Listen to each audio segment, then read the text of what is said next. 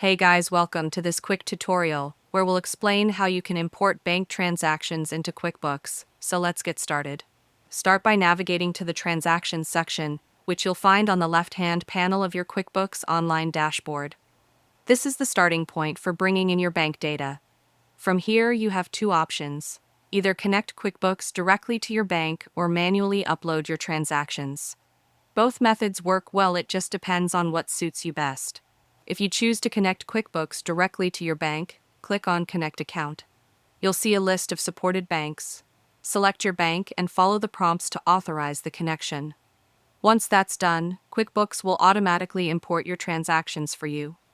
This is the fastest and most convenient option since your records stay updated without extra effort. If you prefer the manual method, first download your bank transactions in a CSV or Excel format. Once your file is ready, go back to QuickBooks and look for the option to import or upload from a file. Simply drag and drop the file into the Upload section. QuickBooks will then ask you to confirm that the data matches the correct fields.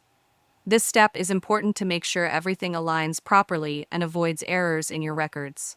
And that's it. If you found this video helpful, consider giving it a like and subscribe.